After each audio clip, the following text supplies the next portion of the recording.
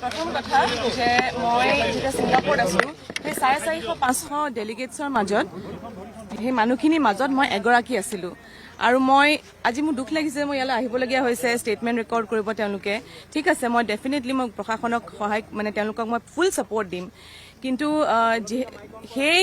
অনুষ্ঠানটো কৰিবলৈ গৈছিলো কিন্তু অনুষ্ঠানটোলৈ মই কোনো ধৰণে জড়িত নাছিলো মানে জুবিনদাৰ লগত মোক কোনো ধৰণে জড়িত কাৰণ মই বাৰে বাৰে কৈছো যে মোৰ জুবিনদাৰ লগত কথা নহল জুবিনদা যে এই গোটেই শিডিউলটো কৰিছিলে মই গম নাপালো আপোনালোকে যেনেকে খবৰটো পাইছিলে চাগে মই 5 মিনিটৰ আগতে মই ফোনত খবৰটো পাইছিলো যে জুবিনদা এক্সিডেণ্ট হৈছে জুবিনদা ঢুকাইছে সেই গোটেইখিনি একেবাৰে মই অৱগত নাছিলো কিন্তু ঠিক আছে যেহেতু মোৰ এতিয়া কথা নামটো ওলাই আছে গতিকে ইয়ালৈ মাতিছে প্ৰশাসনে গতিকে তেওঁলোকক মই ছাপোৰ্ট কৰিম আৰু মানে মই ছাপোৰ্ট কৰিবলৈ মানে মোৰ গোটেই শিডিউলটো কম মই কেনেকৈ গৈছিলো কেনেকৈ আহি পালোহি খালি মোৰ বেয়া লাগিছে যে মই তেখেতক লগ নাপালো গলিতাক মই এবাৰ যদি কথা পাতিলোহেঁতেন চাগে মই তেখেতকে নিজেই ক'লোহেঁতেন যে গলিতা তুমি নাযাবা জুবিনদা তুমি নাযাবা কিন্তু মোৰ তেখেতৰ লগত কথা নহ'ল তেওঁ কিয় গুচি গ'লগৈ তালৈ সেই কাৰ লগত গ'ল সেই গোটেইখিনি বস্তুৱে মই অৱগত নাছিলো আচলতে কাৰণ মই বেলেগত আছিলো মোক গোটেই অনুষ্ঠানটো কৰিবলৈহে মাতিছিলে কিন্তু মই আপোনালোকৰ লগত কথা পাতি মোৰ অকণ ক'বলগীয়াও কিছুমান আছে সেই গোটেইখিনি মই ক'ম মোক খালি এইখিনি ষ্টেটমেণ্টটো মই ৰেকৰ্ড কৰি লওঁ মই আপোনালোকক বিচাৰিছোৱেই মোক আপোনালোকক দৰকাৰ হ'ব কাৰণ আপোনালোকৰ জৰিয়তে মই কিছুমান কথা ক'ব বিচাৰিছো কাৰণ মই খুব কষ্ট পাইছো আচলতে 24 বছৰ কাম কৰিলো নহয় এতিয়া তাৰপিছত কিছুমান বস্তু মই নিজেও অকণমান ক্লিয়াৰ কৰিব লাগিব হস্পিটেলত যাব সেইটো কথা মোক সুধিছে আপুনি হস্পিটেল কিয় নগ'ল ছিংগাপুৰ হয় এখন বেলেগ ঠাই হয় তাত হস্পিটেলত যেতিয়া মই ফোন কৰি পেলাই সুধিছিলো যেনেকৈ হস্পিটেল যোৱা কথাটো তেতিয়া ক'লে ইয়াত আহিবলৈ নিদিয়ে ইয়াত সোমাবলৈ নিদিয়ে ইয়াত খুব ষ্ট্ৰিক্ট হয় গতিকে ইয়াত আহি লাভ নাই আৰু যিহেতু এতিয়া যিহেতু আমাক জাষ্টিচ লাগে কৈ আছো সিদ্ধাৰ্থৰ নেগলিজেঞ্চ শ্যামকানু মহন্তই নিব নালাগিছিল গতিকে এতিয়া মই বিচাৰো প্ৰশাসনে তেওঁলোকে যিহেতু একদম তৎপৰ হৈ পেলাই লাগিছে CID তেওঁলোকে গোটেইখিনি হাতত লৈছে মোৰ সহায় বিচাৰিছে গতিকে মই গোটেই ষ্টেটমেণ্টটো ৰেকৰ্ড কৰি লওঁ আৰু তাৰ পাছত মোৰ যিখিনি অকণমান কষ্ট সাংঘাতিক এইটোতো সাংঘাতিক নেগলিজেঞ্চ হয় সেইটো সাংঘাতিক নেগলিজেঞ্চ এজন বেমাৰী মানুহ এজনক তালৈ যাবলৈ দিয়াটোৱে সাংঘাতিক নেগলিজেঞ্চ আৰু সেই ইয়টখনত উঠি পেলাই তেনেকে পানীত নামা চিজাৰ হোৱা মানুহ এইটো চবেই কৈ আছো আমি এইটো নেগলিজেঞ্চ হয় শ্যামকানু মহন্তই তেখেতে লৈ যাব নালাগিছিলে আৰু লৈ যদি গৈছিলেও তেখেতক এটা ষ্ট্ৰং মেডিকেল টিম এটা দি পেলাই লৈ যাব লাগিছিলে বা এটা ষ্ট্ৰং যিটো ৰেছপনচিবল মানুহ দি পেলাই লৈ যাব লাগিছিলে আৰু তাত গৈ পেলাই তেওঁলোকে সেইখিনি কেয়াৰ ল'ব লাগিছিলে এইটো নেগলিজেঞ্চ হয় তেওঁলোকক মই চিনি নাপাওঁ তেওঁলোকক মই ভাল নাজানো তেওঁলোকৰ লগত মোৰ পৰিচয় নাই গতিকে তেওঁলোকে মই গম পাইছো যে তেওঁলোকে ইয়টখন তেওঁলোকে বুক কৰিছিলে তেওঁলোকে ঘূৰাবলৈ লৈ গৈছিলে গতিকে আহক এতিয়া তেওঁলোকে উত্তৰ দিয়ক কিয় লৈ গ'ল কেনেকে লৈ গ'ল পাইছিলো মই শ্যামকানু মহন্ত নহয় তেওঁ তেতিয়া নিজৰ প্ৰগ্ৰামৰ লগত বিজি হৈছে কাৰণ গোটেই উত্তৰ পূৰ্বাঞ্চলৰ চিফ মিনিষ্টাৰসকল গৈছে কালচাৰেল আইকনছসকল গৈছে তাৰ পাছত আপোনাৰ মুঠতে 450-500 ডেলিগেট গৈছে অসমৰ মানে উত্তৰ পূৰ্বাঞ্চলৰ পৰা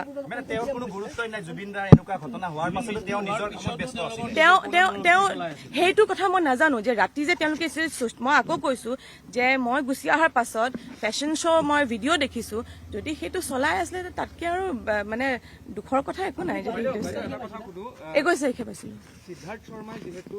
12 বছৰ ধৰি জুবিনদাৰ লগত আছিলে কিন্তু এনেধৰণৰ ঘটনা হোৱাৰ পিছতো কিন্তু যোৱাকালিহে স্পষ্টীকৰণ দিছে এই গোটেই বিষয়টো কি ক'ব বিচাৰিব আপুনি চাওক সিদ্ধাৰ্থ শৰ্মাৰ লগত মোৰ তেনেকুৱা সম্পৰ্ক মই ইমান তেনেকে সিদ্ধাৰ্থ শৰ্মাক মই লগ পাওঁ জুবিনদাৰ লগতহে জুবিনদাৰ মেনেজাৰ হয় সিদ্ধাৰ্থ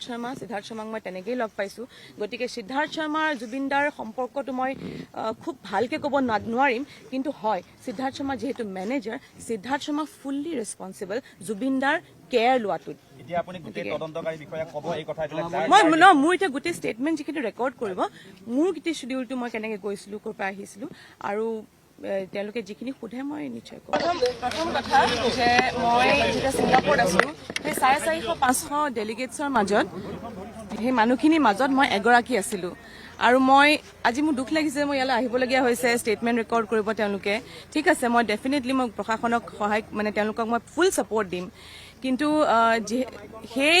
অনুষ্ঠানটো কৰিবলৈ গৈছিলো, কিন্তু অনুষ্ঠানটোৰ লগত মই কোনো ধৰণে জড়িত নাছিলো। মানে জুবিন দাৰ গোটেই লগত মোক কোনো ধৰণে জড়িত, কাৰণ মই বাৰে বাৰে কৈছো যে মোৰ জুবিন দাৰ লগত কথা নহল। জুবিন দা যে এই গোটেই শিডিউলটো কৰিছিলে মই গম নাপালো। আপোনালোকে যেনেকে খবৰটো পাইছিলে, চাগে মই 5 মিনিটৰ আগতে মই ফোনত খবৰটো পাইছিলো যে জুবিন দা এক্সিডেণ্ট হৈছে, জুবিন দা ঢুকাইছে। সেই গোটেইখিনি একেবাৰে মই অৱগত নাছিলো, কিন্তু ঠিক আছে, যিহেতু মোৰ এতিয়া কথা নামটো ওলাই আছে, গতিকে ইয়ালৈ মাতিছে প্ৰশাসনে, গতিকে তেওঁলোকক মই ছাপোৰ্ট কৰিম। আৰু মানে মই ছাপোৰ্ট কৰিবলৈ মানে মোৰ গোটেই শিডিউলটো ক'ম, মই কেনেকৈ গৈছিলো, কেনেকৈ আহি পালোহি। খালি মোৰ বেয়া লাগিছে যে মই তেখেতক লগ নাপালো। গলিতাক মই এবাৰ যদি কথা পাতিলোহেঁতেন চাগে মই তেখেতকে নিজেই ক'লোহেঁতেন যে গলিতা তুমি নাযাবা, জুবিন দা তুমি নাযাবা। কিন্তু মোৰ তেখেতৰ লগত কথা নহ'ল। তেওঁ কিয় গুচি গ'লগৈ তালৈ, সেই কাৰ লগত গ'ল, সেই গোটেইখিনি বস্তুৱে মই অৱগত নাছিলো আচলতে, কাৰণ মই বেলেগত আছিলো। মোক গোটেই অনুষ্ঠানটো কৰিবলৈহে মাতিছিলে, কিন্তু মই আপোনালোকৰ লগত কথা পাতি মোৰ অকণ ক'বলগীয়াও কিছুমান আছে। সেই গোটেইখিনি মই ক'ম। মোক খালি এইখিনি ষ্টেটমেণ্টটো মই ৰেকৰ্ড কৰি লওঁ। মই আপোনালোকক বিচাৰিছোৱেই, মোক আপোনালোকক দৰকাৰ হ'ব, কাৰণ আপোনালোকৰ জৰিয়তে মই কিছুমান কথা ক'ব বিচাৰিছো, কাৰণ মই খুব কষ্ট পাইছো আচলতে। 24 বছৰ কাম কৰিলো নহয়, এতিয়া তাৰপিছত কিছুমান বস্তু মই নিজেও অকণমান ক্লিয়াৰ কৰিব লাগিব। হস্পিটেলত যাব, সেইটো কথা মোক সুধিছে, আপুনি হস্পিটেল কিয় নগ'ল? ছিংগাপুৰ হয়, এখন বেলেগ ঠাই হয়। হস্পিটেলত যেতিয়া মই ফোন কৰি পেলাই সুধিছিলো যেনেকৈ হস্পিটেল যোৱা কথাটো, তেতিয়া ক'লে ইয়াত আহিবলৈ নিদিয়ে, ইয়াত সোমাবলৈ নিদিয়ে, ইয়াত খুব ষ্ট্ৰিক্ট হয়, গতিকে ইয়াত আহি লাভ নাই। আৰু যিহেতু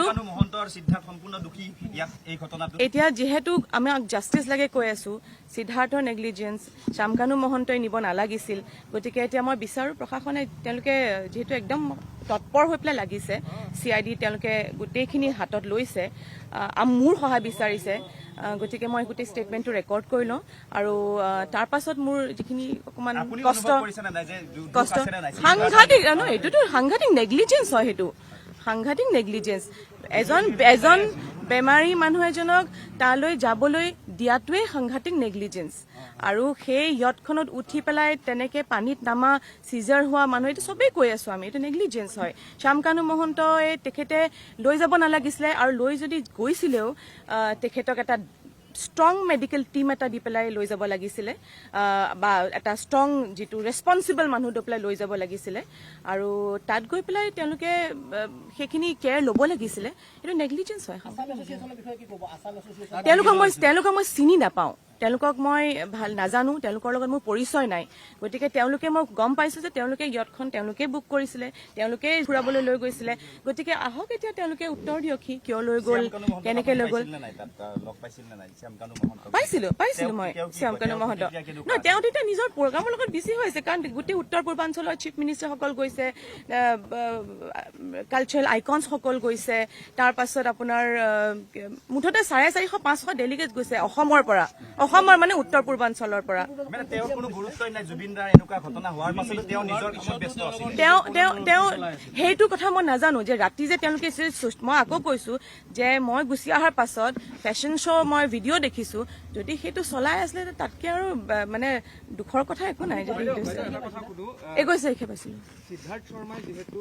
12 বছৰ ধৰি জুবিনৰ লগত আছিলে, কিন্তু এনেধৰণৰ ঘটনা হোৱাৰ পিছতো কিন্তু যোৱাকালি সেই স্পষ্টীকৰণ দিছে, এই গোটেই বিষয়টো কি ক'ব বিচাৰিব আপুনি? চাওক, সিদ্ধাৰ্থ শৰ্মাৰ লগত মোৰ তেনেকুৱা সম্পৰ্ক, মই ইমান তেনেকে সিদ্ধাৰ্থ শৰ্মাক মই লগ পাওঁ জুবিন দাৰ লগতহে। জুবিন দাৰ মেনেজাৰ হয় সিদ্ধাৰ্থ শৰ্মাক মই তেনেকেই লগ পাইছো। গতিকে সিদ্ধাৰ্থ শৰ্মাৰ জুবিন দাৰ সম্পৰ্কটো মই খুব ভালকে ক'ব নোৱাৰিম, কিন্তু হয়, সিদ্ধাৰ্থ শৰ্মা যিহেতু manager, Siddhartha Sharma fully responsible Zubeen দাৰ কেয়াৰ লোৱাটোত। মোৰ এতিয়া গোটেই ষ্টেটমেণ্ট যিখিনি ৰেকৰ্ড কৰিব, মোৰ গোটেই শিডিউলটো মই কেনেকে গৈছিলো, ক'ৰ পৰা আহিছিলো, আৰু তেওঁলোকে যিখিনি সোধে মই নিশ্চয় ক'ম।